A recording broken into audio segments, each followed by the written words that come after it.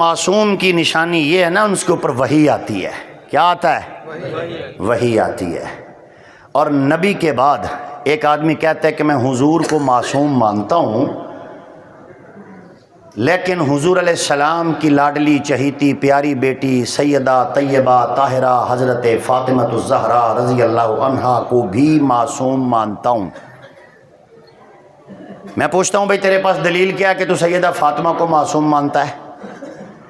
کہتا ہے دلیل ہماری اصول کافی میں لکھی ہوئی ہے کہ اس میں سیدہ بی بی فاطمہ پہ ایک مکمل آسمان سے کتاب اتری ہے۔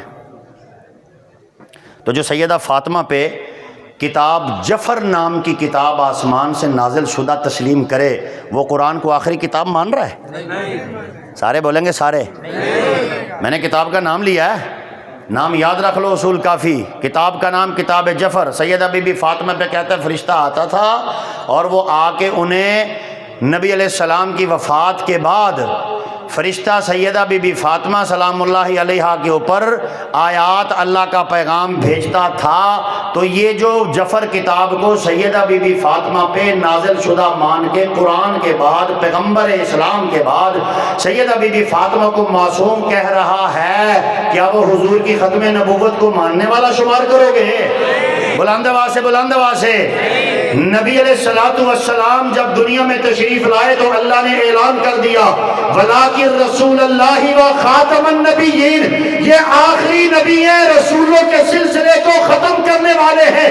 اس لیے میں نے کہا جو رسول ہوگا وہ معصوم ہوگا۔ حضور کے آنے کے بعد جو کسی کو رسول مانے وہ بھی جھوٹا، جو کسی کو نبی مانے وہ بھی جھوٹا، وہ کسی کو پیغمبر مانے وہ بھی جھوٹا، کسی کو ذلی مانے جھوٹا، بروزی مانے جھوٹا، کسی بھی اعتبار سے مانے جھوٹا۔